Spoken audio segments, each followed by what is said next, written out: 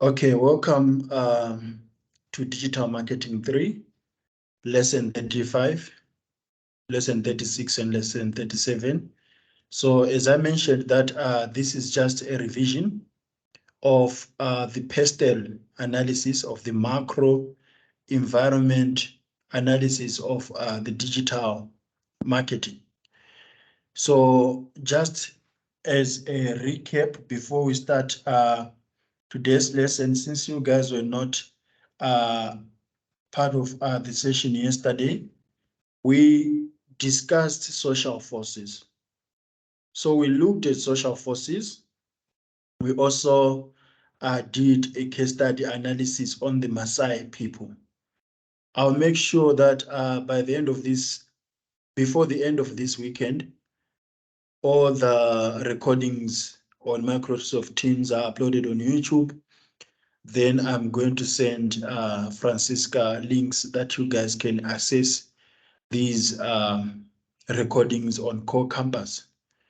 It's always tricky because we've got 6 lessons to cover per week. So to upload those 6 lessons every week, it's a daunting process.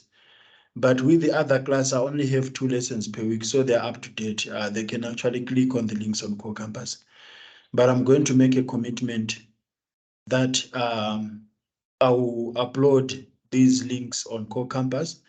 Sometimes you realize that if there are network issues, the recordings do not save properly. So bear with me. When you go through those links, you can expect some breakages as a result of lost network signal or just technological glitches when Microsoft Teams is saving the videos. So at the end of this lesson, you should be able to be reminded of the change, the rate of environmental change. We spoke about this, but it's just the revision. So you need to be able to know, again, the technological forces, the economic forces, the political forces, the legal forces, and the social forces of that macro digital environment.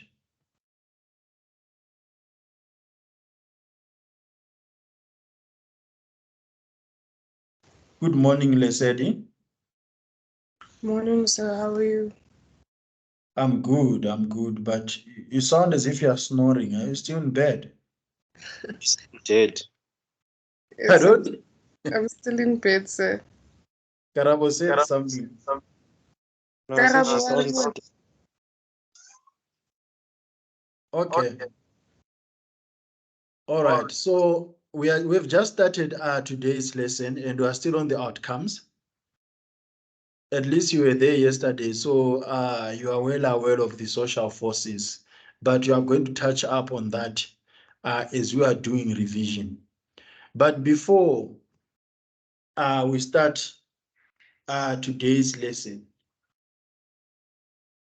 I'd like one of you guys to explain or to just unpack the pastel components in brief. So what is pastel analysis and what is it that we'll be looking at when talking about pastel analysis?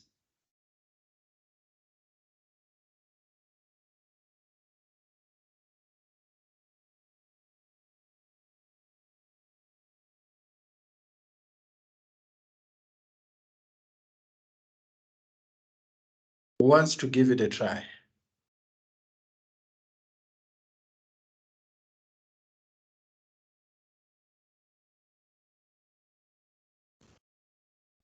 Sir, I'd say pastel analysis is like the study of external factors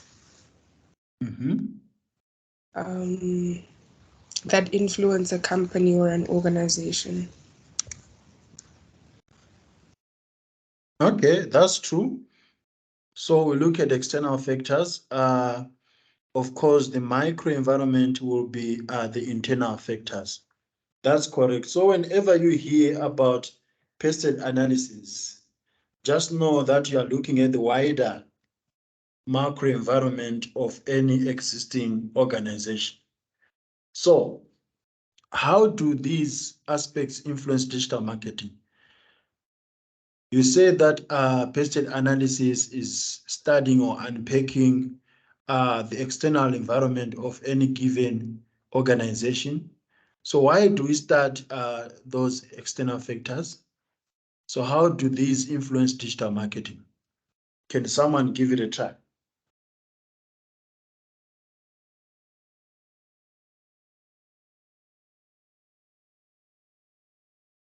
As in, why are we looking at pestle analysis in digital marketing? Because if it doesn't matter, we shouldn't be discussing this by now.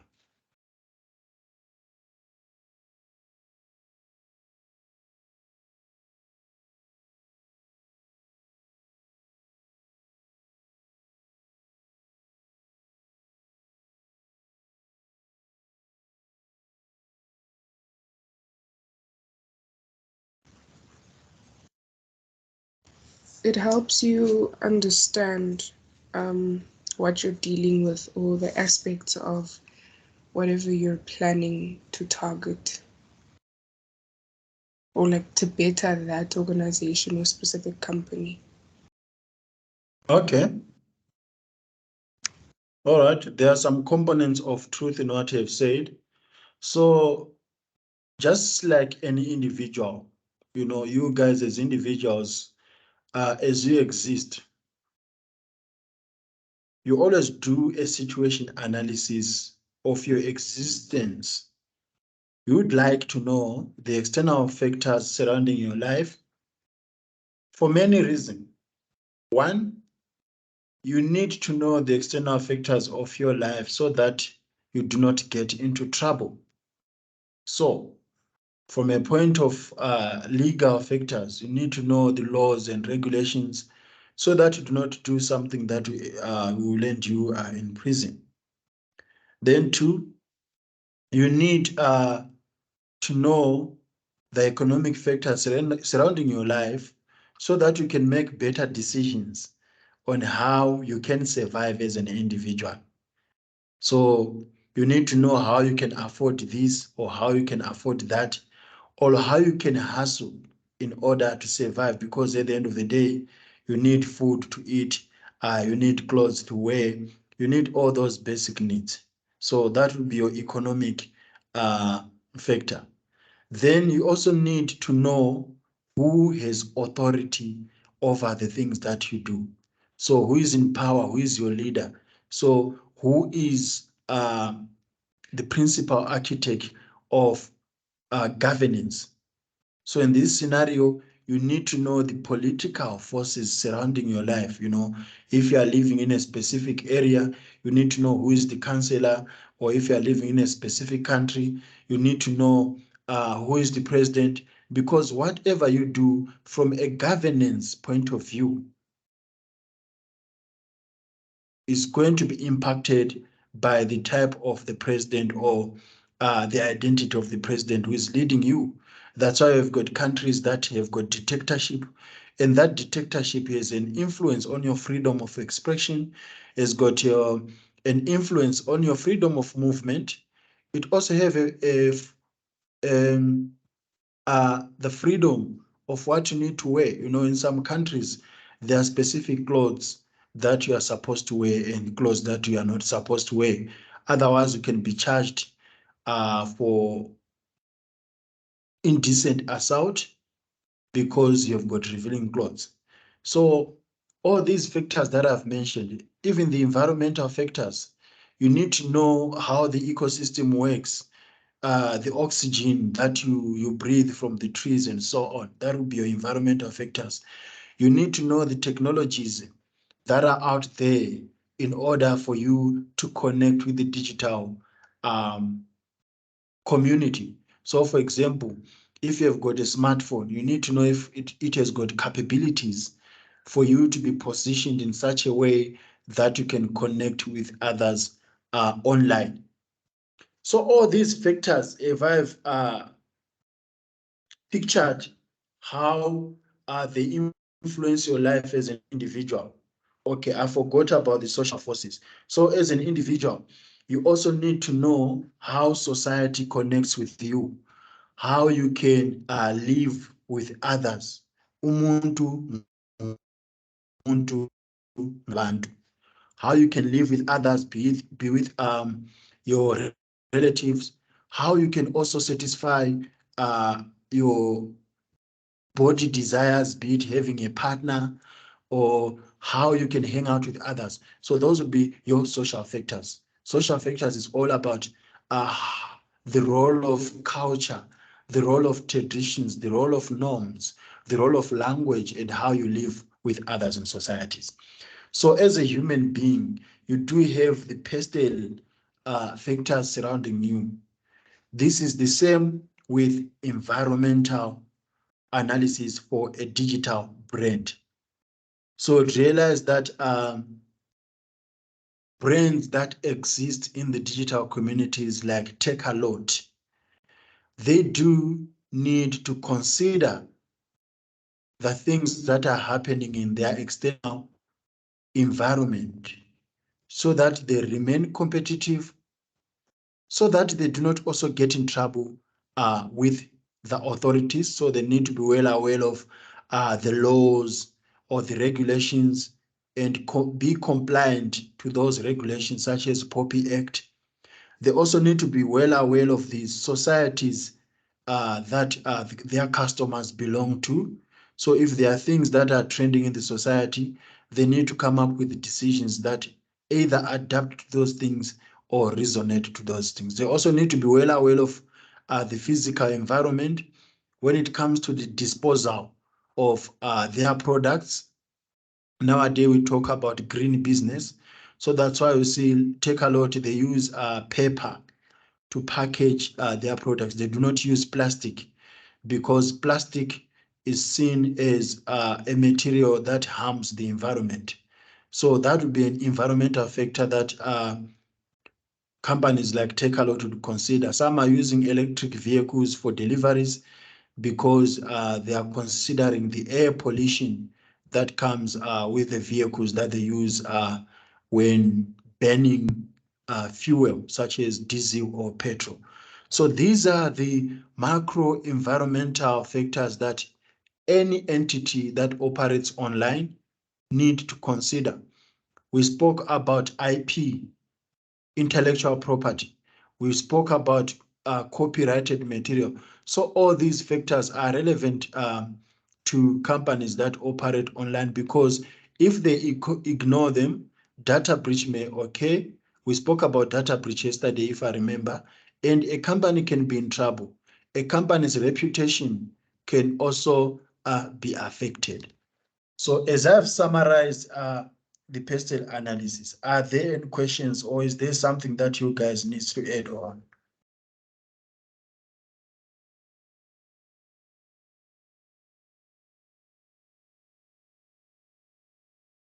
All right, I'm summarizing this because I know that you guys have got a question on F1 about SPA to you service delivery service. So you are required to do a pastel analysis on SPA to you delivery service. So this is how you need to unpack it. You know, SPA to you is going to operate in an environment.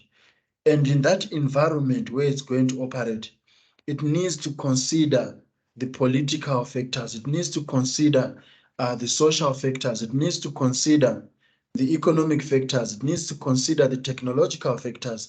It needs to consider all the components of pastel analysis and position itself better in line with those factors, be it to remain competitive or to be out of trouble. So the first component of pastel analysis that we looked at would actually start with P, because P stands for political factors. But let's look at the rate of environment change. you'd realize that life keeps moving, and every day, every second, every hour, every minute, life keeps changing. Think about the way you were yesterday, or the way you were 10 years ago, the way you were 15 years ago, and the way you are going to be like in 10 years to come. You're not going to be the same. So the environment keeps changing. And even in the digital world, there are changes in social culture, especially pop culture, that tend to be very rapid.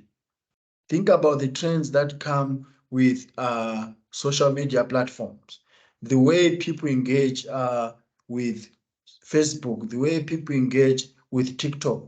It keeps changing. So the introduction of new technologies and changes in their popularity tend to occur frequently and with increasing speed from concept to commercialization. A couple of years ago, we did not know about statuses on WhatsApp. A couple of years ago, we did not know about Reels on Instagram or on Facebook.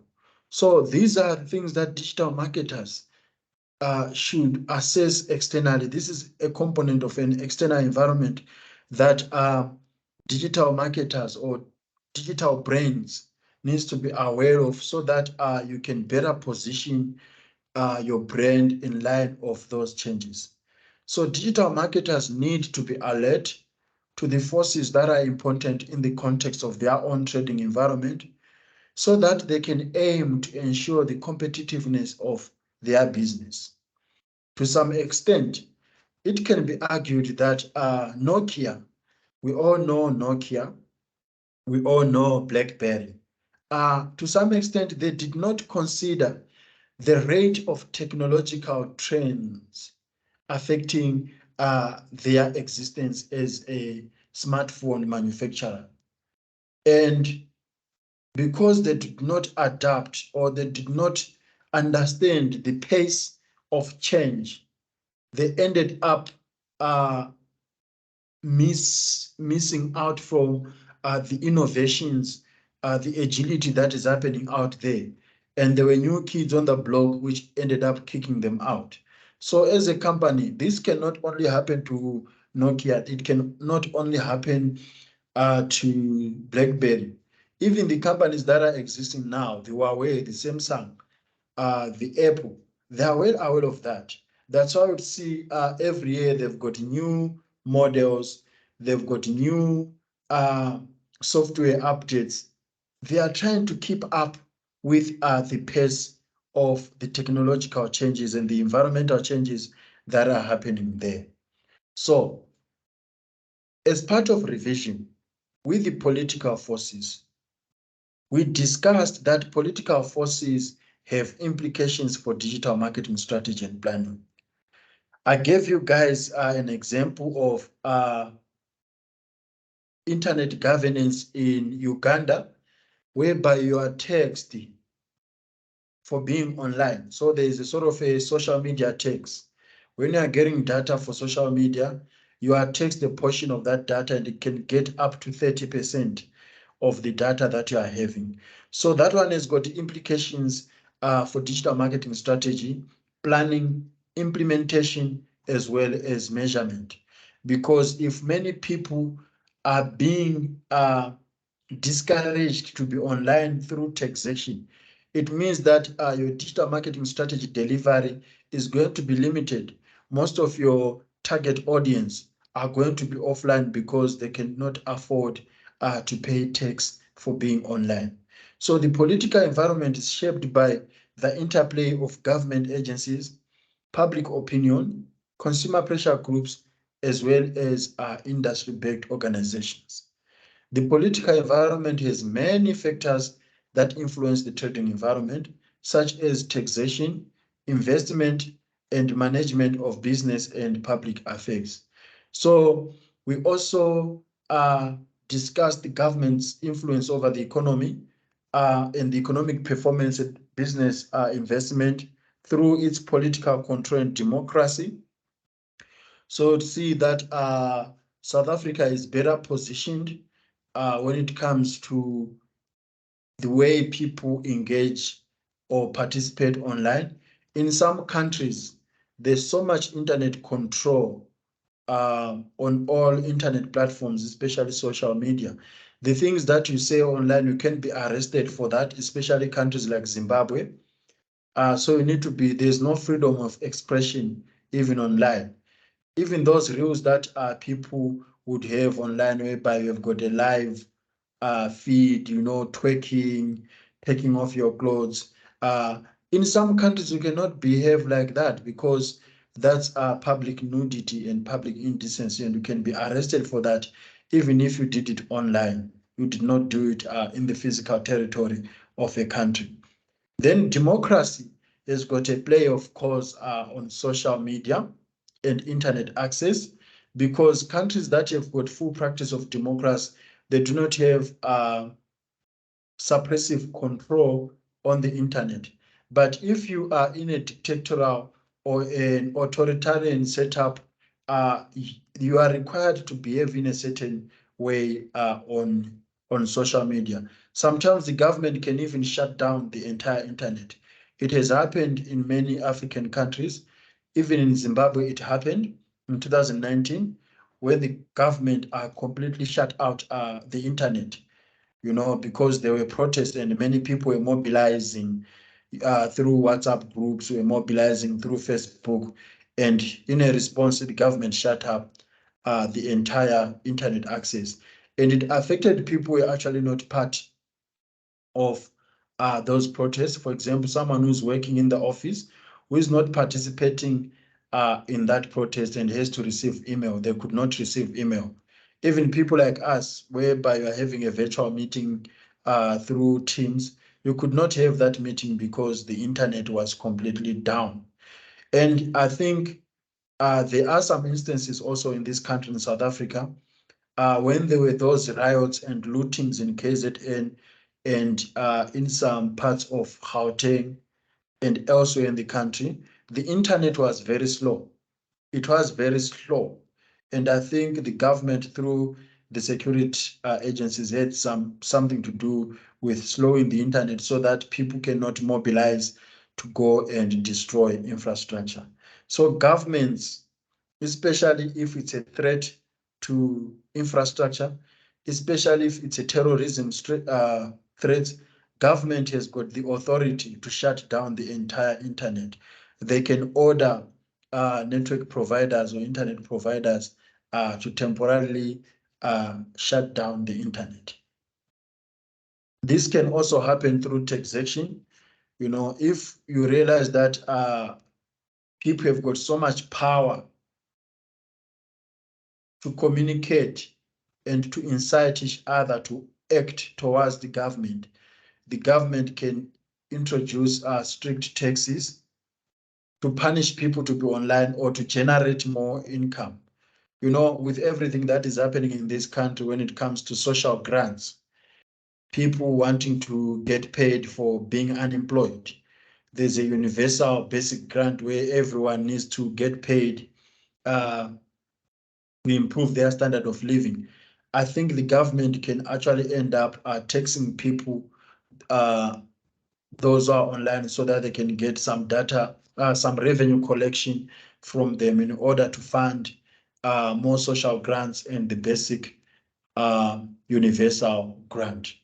So these are the political forces that shape digital marketing, and digital marketers must be well aware of the government surrounding people's desire to be online, surrounding data prices, surrounding taxation, as well as internet governance. Think about the digital marketers in Zim when the internet was shut down. It means that their strategy was interrupted. They could not reach out to their target audience because everyone was offline. So the marketing message there was not received as intended. Are there any comments on political forces?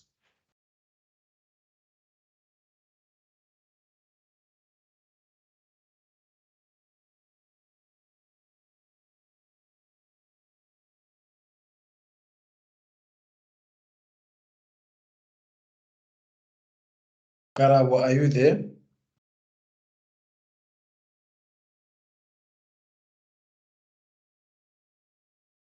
I'm still alive.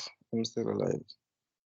Yeah, it's good to check you guys this morning because some will just switch on your device, all of a sudden you fell asleep again and you are busy snoring in this class, not knowing that you are paying any attention. Okay, it's good to know that you are still alive. Blessed, I also hope you are still alive. You are not daydreaming.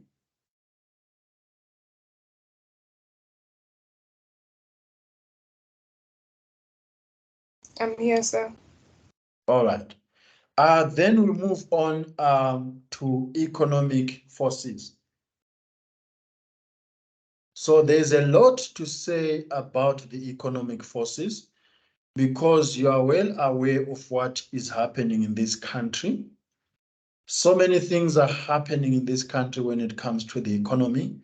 And we discussed these things in class. We spoke about a recession. We spoke about interest rates. We spoke about inflation. And we discussed the difference between recession and inflation.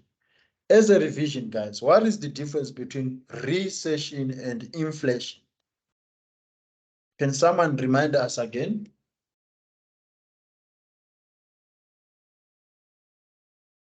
Isn't the recession when a company, not a company, a country has to print more money, and then inflation is the consistent rise of costs, but not the rise of income.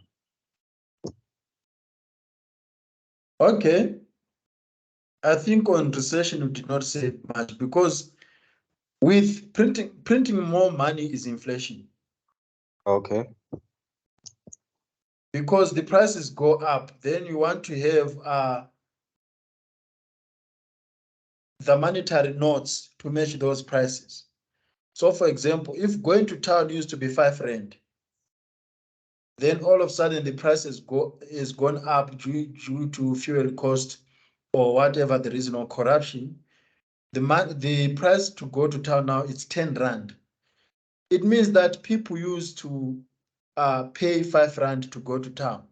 Now they need to pay 10 rand, and there are less notes of 10 rand in the market. So you need to print more 10 rands in order to match the prices that are in the market. So printing more money is more linked to inflation. So what then is a recession?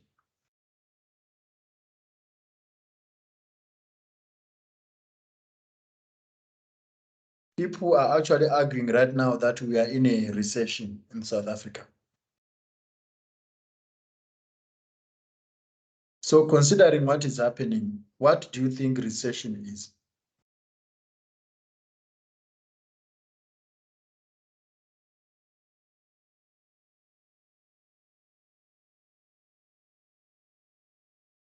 Okay, guys, recession is having less economic activity in a country or in a specific area. So when there's less economic activity, it's official that we are in a recession. So what do we mean by economic activity? We mean unemployment. So if many people are not working, that's less economic activities. We mean retrenchments. If many people are losing jobs, be it through technological advancements. I think in class I gave an example that there can be a company that is employing 50 people. It's employing 50 people to sweep a street. So these 50 people need to sweep a street in order to get paid and to survive their families. Then all of a sudden, there's new technology. There's a big vehicle or a truck that can actually sweep that street. And that truck can only be controlled by one person. So it means that 49 people are going to lose their jobs. They are going to be retrenched because that truck can actually do the job that they were doing before. and only one person is going to control or to drive that truck. So already you have got 49 people who are no longer employed. So they no longer have a source of income and they cannot transact for their survival, be it transacting with the bank, be it transacting with supermarkets to get food, be it transacting with schools to pay school fees for their kids. So at the end of the day, there is no economic activities because people are broke. Recession can also be due to disruption in supply chain. So all of a sudden, there are no products on the shelves. You know, you go to the store and you realize that there's nothing on the shelves. That can also be part of a recession. So, in brief, when someone asks you about the difference between inflation and recession, you tell them that inflation is the increase in commodity prices when people do not have an increase in income, whereas recession is a reduced economic activity. So those are two, they are actually friends, they are buddies that can destroy a country, you know. In most cases, when there's inflation, there is also less economic activity, there's also a recession. So that's not good for businesses and it's not good for our survival. So globally, economic influences affect the levels of success of a business. Economic forces affect supply and demand. And consequently, it is important for digital marketers to identify which economic influences they need to monitor. Takealot did this very well during COVID-19, as we discussed in class, that they actually took advantage of the hard lockdowns and there was a boom in terms of their popularity and in terms of their sales. So classic economic factors can affect every aspect of business activity and are equally pertinent to off and online businesses. And I think economic factors matters not only to digital marketers, but to individuals. I've asked you guys many times, what is it that you want to do after completing this subject because you're in your final year? I've asked you guys, how many kids are you going to have? And when are you going to have kids? All your answers are based on the economic factors. They are not based on politics. They are not based on legal factors. They are based on the economics. Everyone will say, I want to make money first. Am I lying? No, you're not, so. Everyone will say that I want to get a job. Of course, to get a job, as much as you get experience, you want to be paid, you want to get money for that job. So the economic factors are central to our survival, are central to the fulfillment of our own dreams. Be it a dream to travel, be it a dream to get married, you need money to survive with your partner. So they are central to our surviving. As much, they are also central to digital marketers because remember, for a brand to exist, it needs to make money. Even NPOs, non-governmental organizations, for them to exist, they need money and they get money from donations. So if their donors are considering the economic climate, they won't donate the same way they would donate if there's no inflation, if there's no recession. So whatever existence of a business, even Boston Media House as a tertiary institute, we need money to survive and we need to consider the economic climate of any given scenario. Are there any comments or any questions about the economic forces?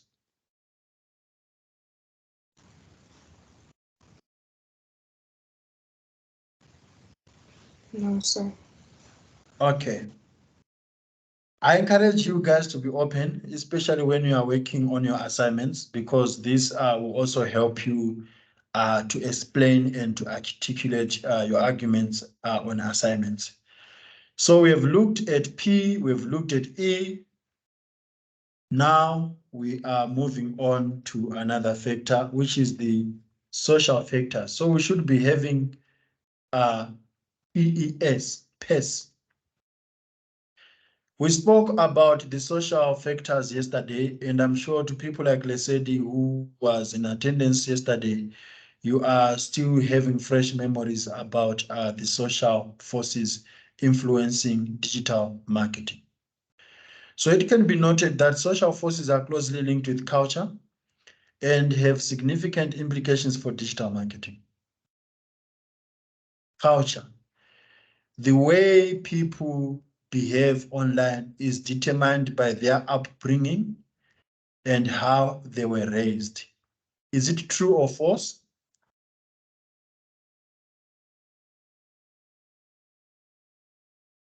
The way people behave or engage online is determined by the way, by their culture and the way they were raised. Do you think this is true?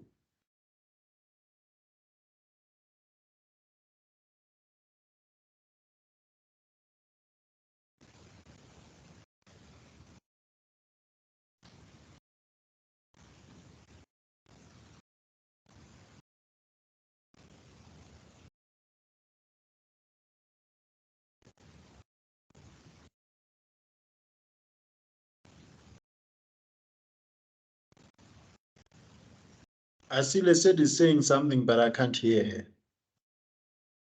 Is your mic giving her a problem again, Lesedi? Yes, sir. To some extent, it does, sir. Okay. All right. Though there are some people who would have true colors on social media, that has got nothing to do with their culture and nothing to do with the way they were raised.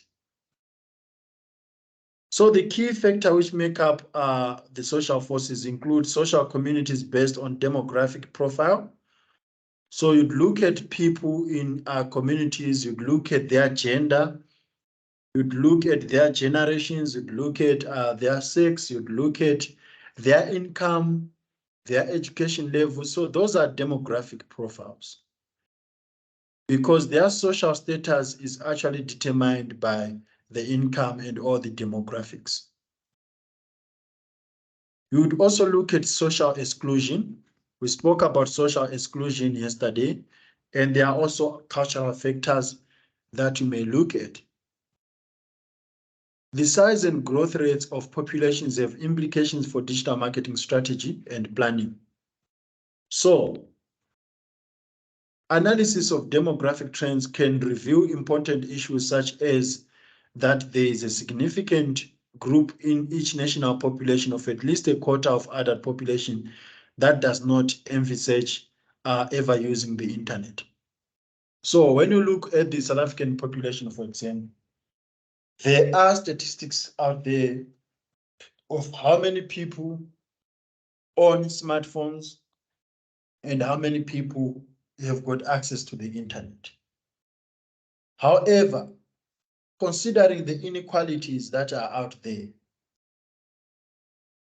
the division between those who have and those who have not, those who have got piped water and those who keep surviving on community boreholes, for example, those who do not have in-house toilets, they survive on public toilets. It can give you some insights on the digital divide. So what is the digital divide, guys?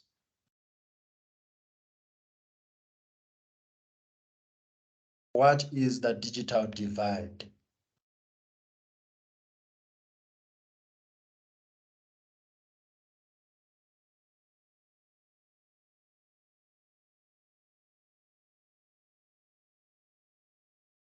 So the digital divide, the digital divide is the gap between those who have got access to the internet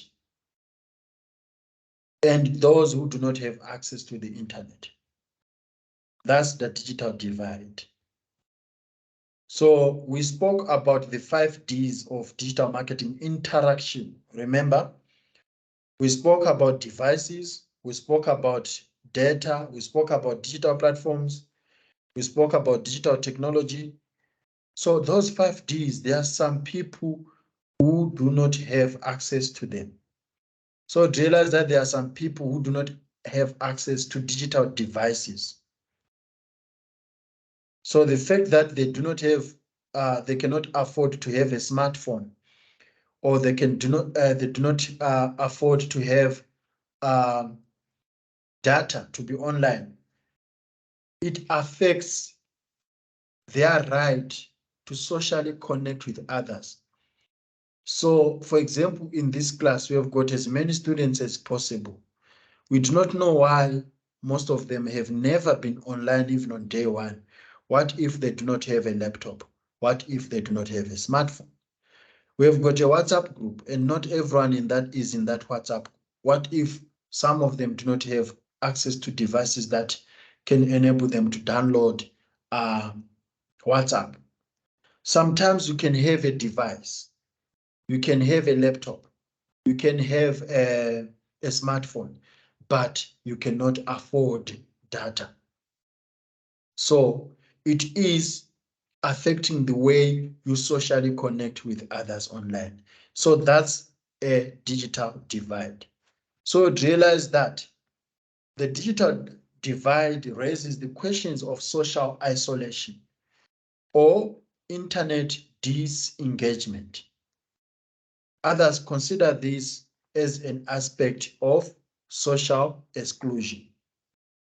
As I asked others yesterday in class, when you guys have been offline for a while, now I'm asking Ntati and Karabo, if you have been offline for a while, do you feel like you have missed out? Not at all. Not at all. Why? There's not much to say on social media in my perspective, unless it's like news and stuff. Otherwise, Okay. no. I'm sure Lesed is opening her eyes to you like she does in class. Like, really, dude?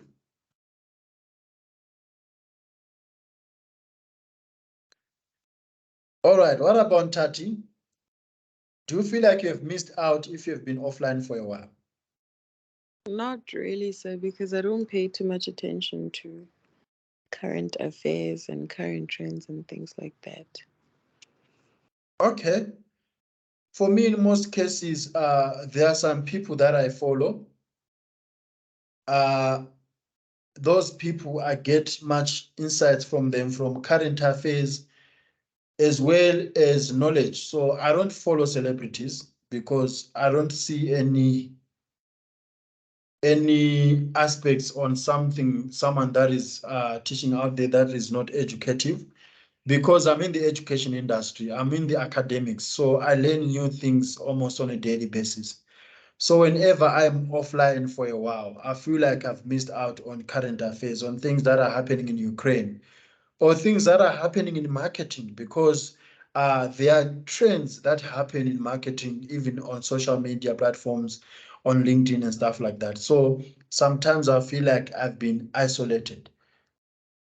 So that's the component of social isolation that I can come across. Okay, let's go to offline activities now. Karabo and Ntati. Have you ever come across an event in the societies or in the families that you belong to? Let's say there was a funeral or there was a wedding, and all of a sudden it's being announced to you as it has already happened. Do you feel like you have missed out? You could have known earlier about that wedding or funeral and attend?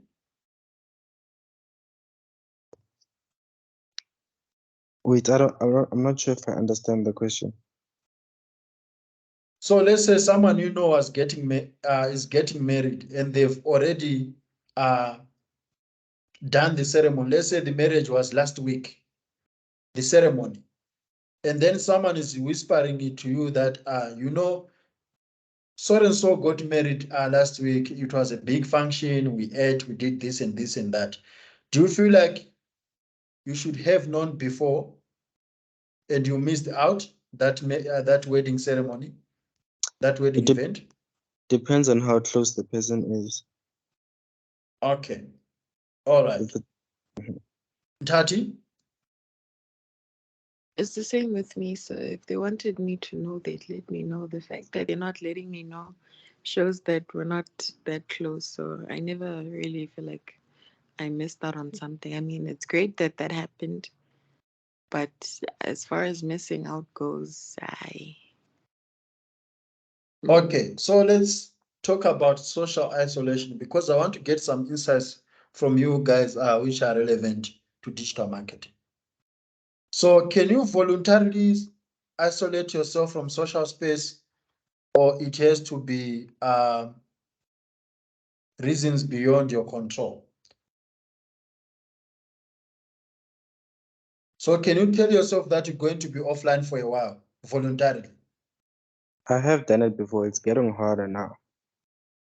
Okay. Who else? What do you think about social isolation, guys? Needing your own space?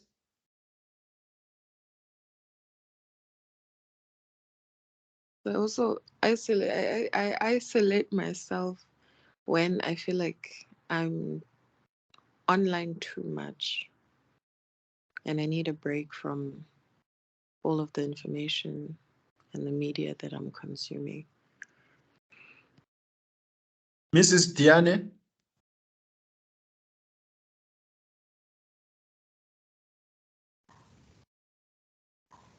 I think it just automatically happens for me. So sometimes I just don't feel like being on socials. Doesn't bother me. Sometimes I'm always on social media. So Okay, and if you guys take a break from social media, how long is it normally that break? Is it 5 hours, a week, a year, 6 months, 3 months? it can be months. 2 days maybe. 2 days? Okay. It can be months for me. So like I can go a long while without being on social media. Okay, guys, remember WhatsApp is also social media. You know that, right? Yes. Yes, What about your friends and your bear? they will call if it's important. Okay. No wonder the same Jolo is tough. So are you guys going to isolate yourself during Easter?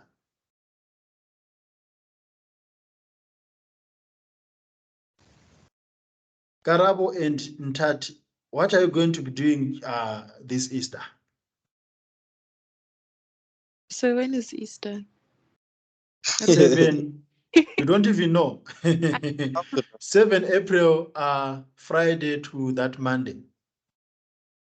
Nothing. I don't think I'm doing anything. I didn't hear you. Can you come again, Karabo? I'm saying I don't think I'm going to be doing anything. Okay. Ntati? I'll probably be doing my assignments.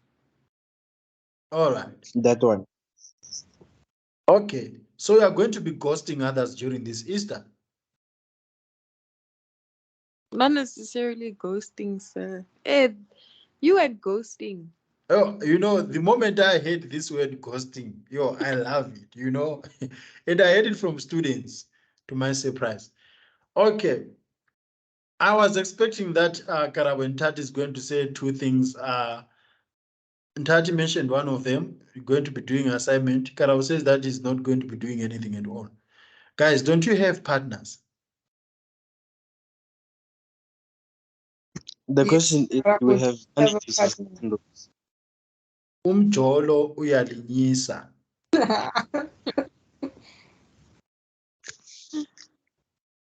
It's the repo rate, so that's the problem. Oh, it's the repo rate. No, come up with a better excuse, Karabo. No, man. for that coming from a man. Okay, but I do understand you. So I know that some of you guys are also going to performing a Jesus. You disappear on Thursday or Friday and come back on Monday. So these are the things that are relevant to digital marketing as well, because there are campaigns that are out there, digital marketing campaigns that are out there, and strategists and digital marketers need to be well aware of what people do during Easter. Are they online or are they offline? What metrics are we going to get when it comes to the campaign performance? Remember, when you've got a campaign out there, you also track its performance. How are these campaigns going to perform during Easter? If people, like let's say that they can just decide to be offline, that has got an impact, a social impact on a marketing campaign. Do you get it why I was asking you guys these questions?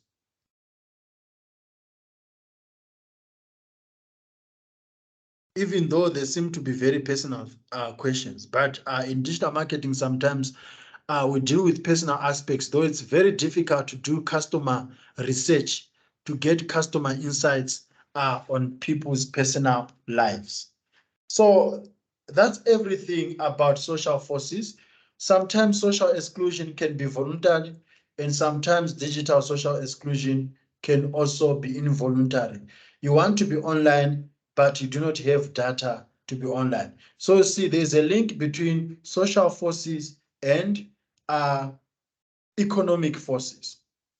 You want to socialize with others online, but the economy, the repo rate that Karabo mentioned, won't let you socialize with others online. So the PESTEL analysis, the PESTEL acronym can actually be interlinked. That's what I'm trying to say.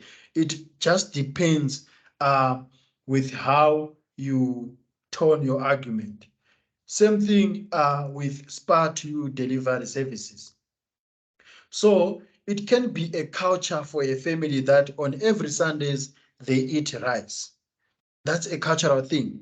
It's a norm that you have conditioned to you as a family to have rice on Sundays.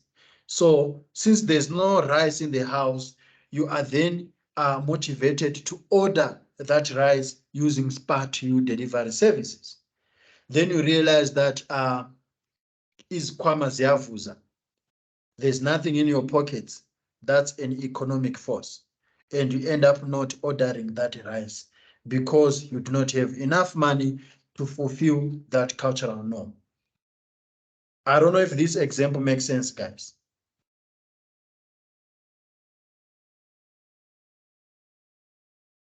So this is how the PESTEL forces interact and interact with each other. Are there any questions about the social forces?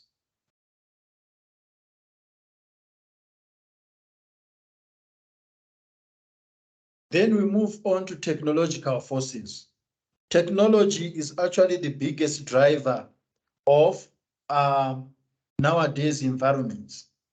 Whenever we talk about we need to upgrade ourselves, to some extent, it will be linked to technology, of which technology is also related to the economy, because in order to upgrade that technology, you have to afford it. So one of the challenges for digital marketers is how to successfully assess which new technological innovation can be applied to give competitive advantage. You've got a strategy for Facebook, all of a sudden you realize that there's a new kid on the block called TikTok and it's trending. So how then does a digital marketing manager decide whether to proceed and which technology solution to adopt? So it becomes very tricky, and it is a digital marketer's duty to know the trends that are happening out there. We discussed this in class, guys. You need to be well aware of the tools, the digital tools that are out there, be it to enhance your campaign or to deliver the objectives of your campaign. Therefore, there is more to digital marketing than just establishing and manage a website or a social media platform.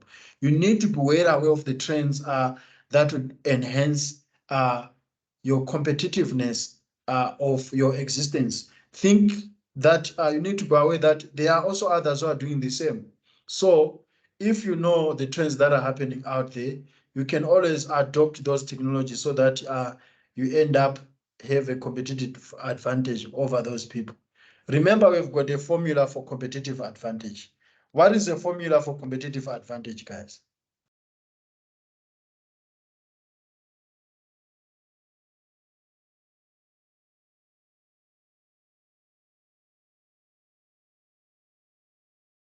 Do you actually remember in class discussing the formula for competitive advantage?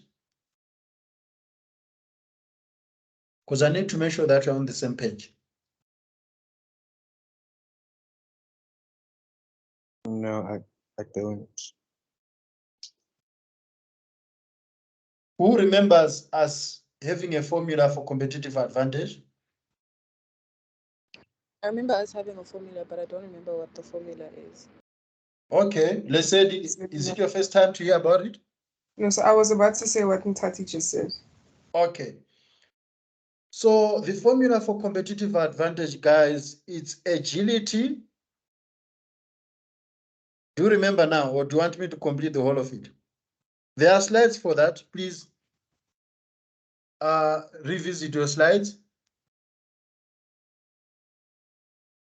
So agility times reach over time to market equals to competitive advantage.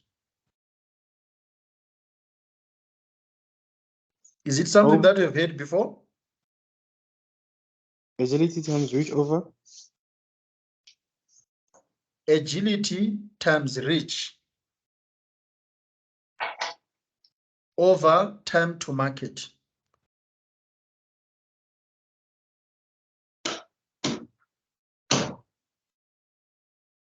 That's a competitive advantage. You know those formulas that you've heard in high school, distance over speed equals to time. So the same thing, you know. There are slides for that. I remember teaching it in room 8 on that other campus. And if I can remember these things, it means that you guys can also remember them. So you just need to go and revisit that. You need to be able to know how smart you can have competitive advantage over Dash, over ASAP, over 6060. So are there any questions about technological forces?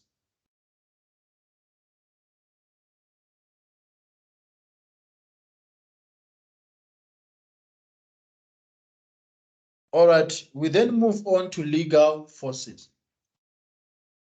Laws are developed in order to provide a framework of control and regulations that aim to enable individuals and brands to go about their business in an acceptable manner.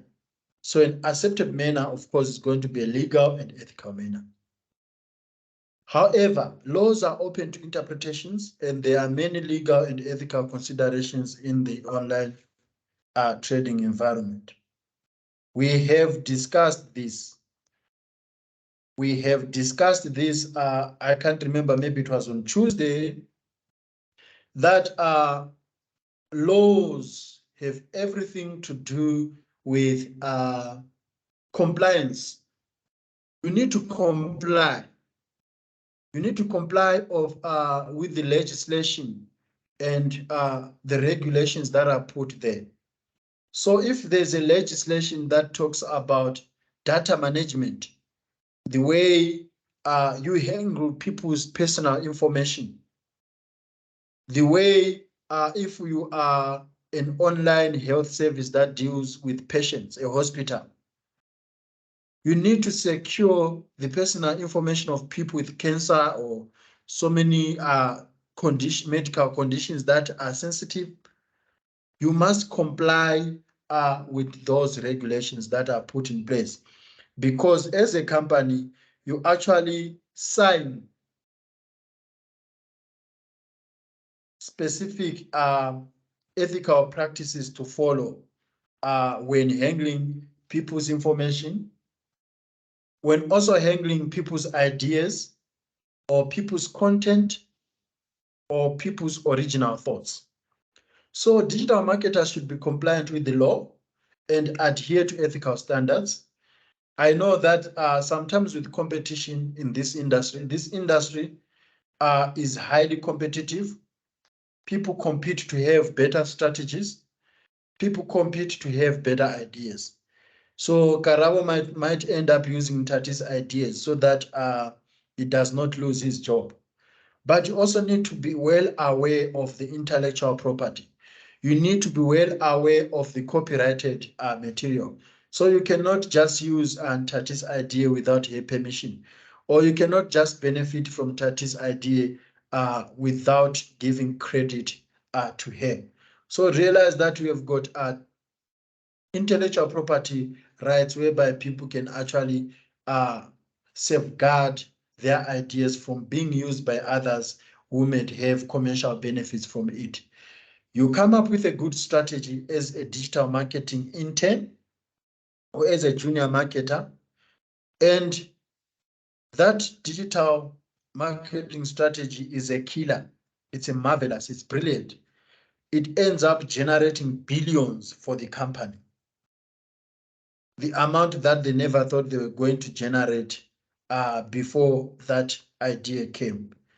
And you have been earning 5,000, you keep earning 5,000, but it was your idea that ended up giving the bosses at the top a bonus as well as a salary increase. How would you feel?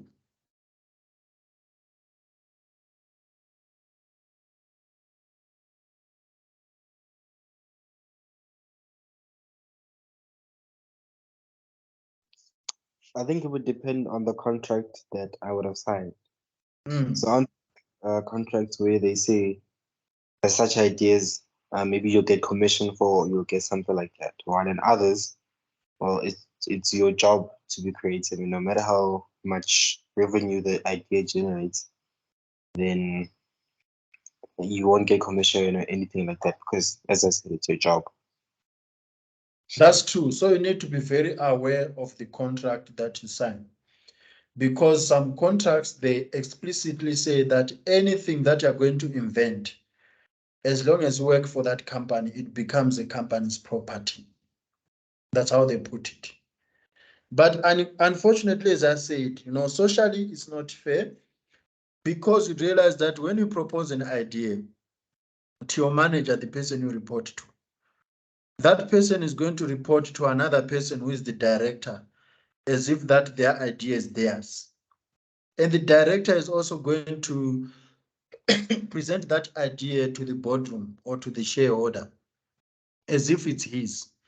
So once that idea is in force, they will keep coming back to you, the originator of that idea, because they don't know, they don't have the full information about that idea. So the director will pester the marketing manager. The marketing manager will pester you to keep doing the dirty work in making sure that the idea keeps moving.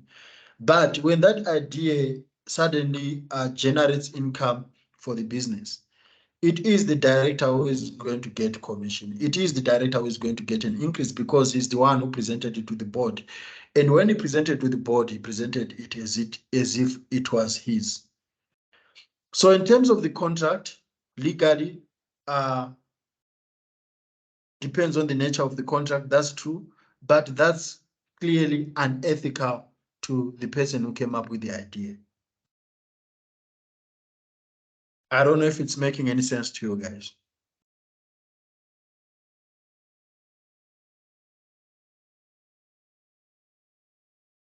So we have had many incidents whereby a former employee or the originator of an idea would take a big company to the court. It has happened with Vodacom, the guy who invented Please Call Me Back. He ended up winning the case. It was compensated by Vodacom.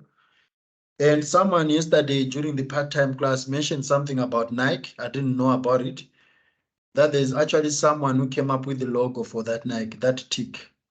And he also, or she also successfully managed to get compensation for coming up with that logo design.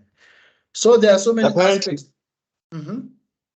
sorry to disturb, but apparently that person was paid like $300, and I think it depends on the contract they knew. So I think when she was designing for Phil Knight in them, she knew that she was only going to get this much. It wasn't agreed that she was going to keep on getting more and more and more and more. That's as far as I Okay. know. Oh, that makes sense. So you're also well aware of it. I didn't know about Nike, honestly No, speaking. I watched a couple of videos about Nike, so that's how I saw it. Okay. With intellectual property rights, guys, it's also vividly revealed in Acrimony. Have you guys watched a movie called Acrimony? So we argued about this one in class last time. Really? It means it's been a while we have been together, guys. So Acrimony, that guy was stubborn enough to sell his invention.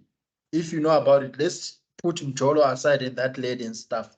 Here I'm talking about the intellectual property. That guy continued to work on something that he was working on. He rejected many offers because he realized that he realized the potential of the money his invention was going to generate. And he kept refusing the offer because he knew that the money that he was being offered was very less. And then the other woman who ended up being his wife negotiated a good deal to an extent that he was going to keep earning from that invention. I know that I will. I just thought of giving this example of protecting your own content or your own idea or your own device. So there are lots of things that we spoke about yesterday. We spoke about data protection and privacy laws. We spoke about disability and discrimination laws. We spoke about brand and trademark protection. Think about Coca-Cola. It's a trademarked brand and it protects its ingredients. Do you know that, guys? The ingredients for Coca-Cola are highly protected. We spoke about online advertising law. I even played a video for you guys by McDonald's, sort of disregarding Burger King. So there are advertising laws that are enacted in this country that brands must be compliant with. So in conclusion, in the previous chapter, we reviewed the influences on the microenvironment, such as customers, intermediaries, competitors, which shape the online marketplace or trading environment. In this chapter, we have reviewed how broader macro or external forces can influence digital marketing. In marketing literature, we have always known these acronyms called PEST or SLEPT or PESU, where each letter represents a slightly different arrangement of the macro forces. However, these letters, they need to highlight political forces, economic forces, social forces, technological forces, legal forces, and environmental forces. So as much as we have not discussed the environmental forces, think about green business, guys. I think I gave an example of Takealot and how it's used paper instead of plastic. So for a digital marketer, the most important task is to carry out a thorough assessment of the forces that are shaping the online marketing environment and identify which forces have implications for their own marketing planning and strategic initiatives. Are there any questions, guys, about the PESTEL analysis and the entire macro environmental, digital environmental analysis?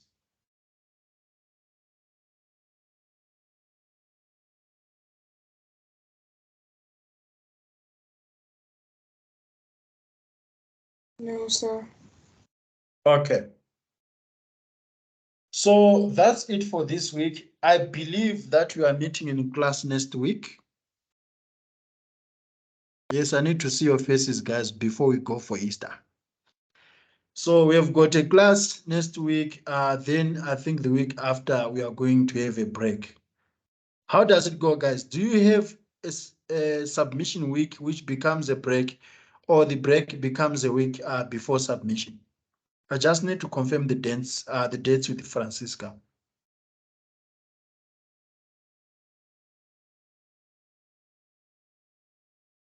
With your other subjects, is it a break next week?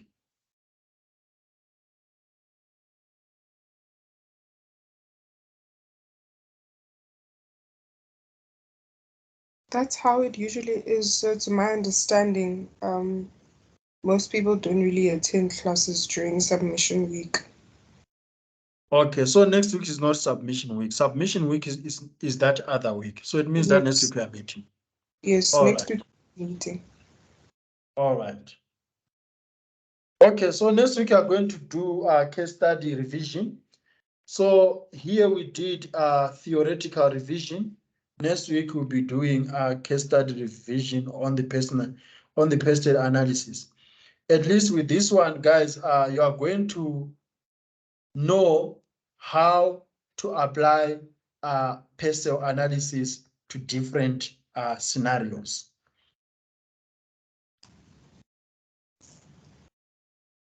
Okay, are there any questions so far? Yes, sir. Okay, let's hear you. So can I please just confirm for question 1.3 in the assignment, the examples that we're supposed to give, they can be what I can suggest SPA does as the Hyatt digital marketing strategist, right? And not only what they are already doing. So basically giving examples of what they can do to better SPA to you. Okay, while we're on that, I'm just doing some search. I need to look for the brief so that I'm well aware of what you're talking about. And this can also benefit others. Downloads. So let me quickly go there. Okay, here we go.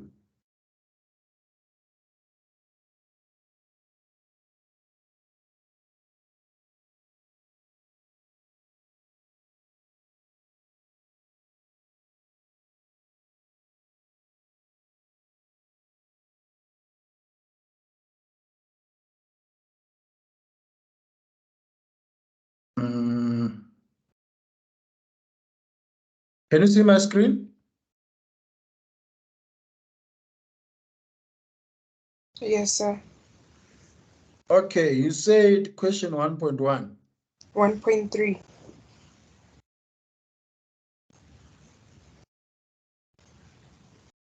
This one. The Chief Marketing Officer has tasked you with explaining the differences between e-commerce and digital marketing. Meaning you need to define each and show how the two are different using examples with SPA. Okay, what is it that you're asking, Mrs. Lesedi?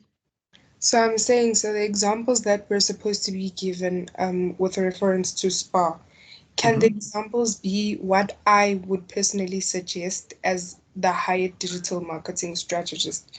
Like what the examples being what SPA to you can do to better the website or SPA? Or is it supposed to be what SPA is already doing? Examples about what SPA is already doing? Okay, this is a new kid on the block. I don't know if they have, remember your focus is SPA to you delivery service. It's not SPA in general as a supermarket. So it is something that you need to propose based on what you have learned about e-commerce and what you have learned about digital marketing.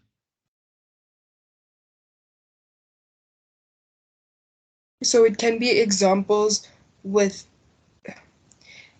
can I give examples of what SPA can do to better the SPA Yes. to you app? Okay, so it doesn't Yes, so it will be sort of a recommendation, something that Okay. they are capable of doing. Okay, sir. Thank you. Did I confuse you further or did I answer you? No, you answered me now. Now Okay. me, yes. All So, right. Let so, me check who is speaking. I just hear say I'm not on the screen. Oh, thank you, so. Yes. so. And then on question 2.1, the second bullet point where they say you then need to provide wait. Okay. You then need to provide insight into the so what that these facts highlight. Like what do we have to do after investigating this the product they're selling and how they're communicating it. Then the next bullet, this one is confusing. I don't know what we have to do. You need to provide insight into the so what that these facts highlight. Okay, so what seems to be confusing you is the word so what? Basically. All right. Guys, if you mention something, for example, these are, you are doing a competitor analysis here, right? No, it's a micro analysis. So yeah, you are doing a competitor analysis about the company. No, competitor analysis on Nice. 2. You are doing micro analysis about SPA. So if there are things that you've highlighted about SPA, their products or its company as a brand, now you need to tell us what are these implications to digital marketing. So the so what is, what are everything that you've said, what are the implications to digital marketing? So if you say SPA has got a delivery service called SPA to you, so what? What are its implications to digital marketing? Remember, this subject is about digital marketing. So if you say SPA has got a green logo, so what? Can this logo position SPA well when promoting its brands and its products? Remember, digital marketing is about the promotion of a brand, its products through online platforms. That's the definition of digital marketing. So Okay, sir. everything that you are saying as your answer, what is the so what of it in connection with digital marketing?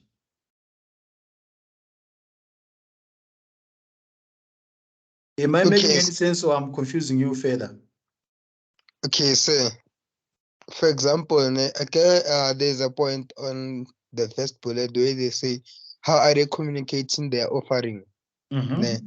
So Mm-hmm. let's say uh, I identify the information on how they're communicating their offering.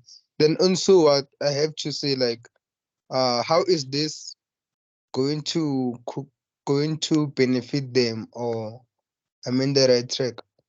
On the so what, you say how this highlight a trend in digital marketing.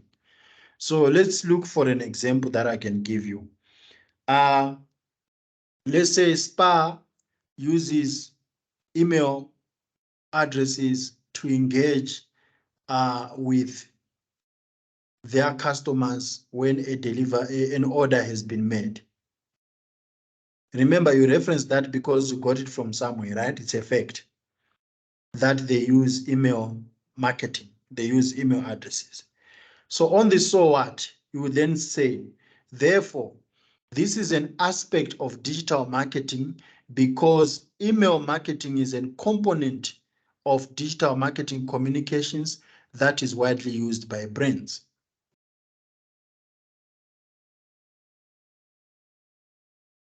So, 100 out of 100. I understand now, sir.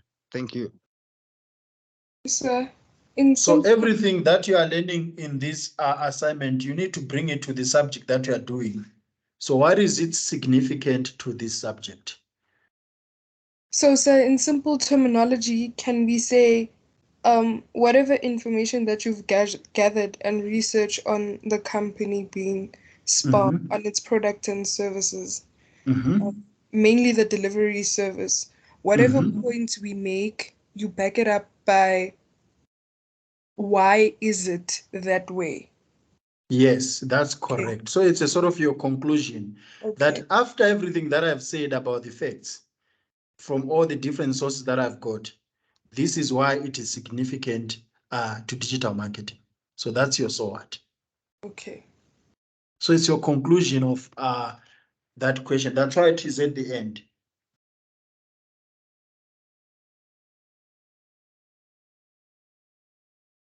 Any questions, guys?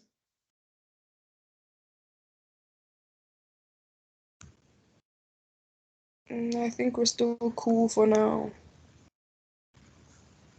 Tati and Karabo, are you guys there?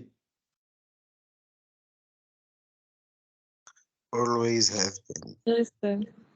Okay. All right, guys, I wish you all the best with your assignment. I want you to do your best because if everyone passes, it means that I'm doing my job. But if you don't pass, to some extent, I can be blamed for that. Okay. Hey, sir. Sir.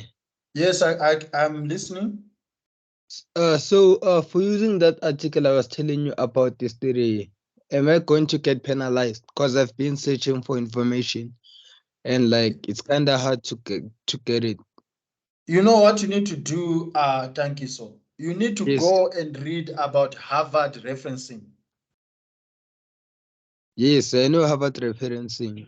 Yes, you need to know, you need to find out how you reference if the author's names are not mentioned, if it's not, it's only saying by the editorial team.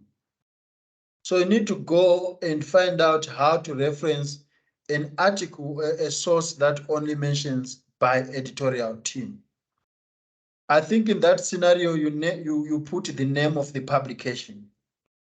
So if you got the article from the Sowetan and it says by editorial team, when doing your reference, you reference Sowetan, not editorial team. So you'd say, according to the Sowetan 2017 page 4, digital marketing is XYZ. So don't use editorial team. If there are no authors, you use the name of the publication. Okay, sir. Does it Okay, make sense? it does. It does. So you don't say according to the writers, according to the staff, according to the admin. That's not proper referencing. You're going to be penalized for that. Okay, so sir, the name of the article is Indeed, like INDEED, ne? So will it be cool if I say according to Indeed editorial team? No, the publisher. You're not looking at the name of the article. You're looking at the publisher, the website that published that article. Hence I'm saying it's Indeed, like the name Okay, of. yes, you can use that then. So as in like according to Indeed editorial team, or I don't have to put No, the you don't put editorial team. according to Indeed, 2021. Yeah, that's how you do. You say according to Indeed 2021, comma, because the year it's part of when that article was published. So you put comma after the year. So I also have to use the brackets. Pardon? I also have to use the brackets. Yes, for the year. You need to use the brackets for the year. So according to Indeed, bracket 2020, close bracket, comma, digital marketing is XYZ. Remember, if an article is done by the admin or by the staff writer or by the editor, you do not say according to the editor because it's not clear who's editor. You name the publication.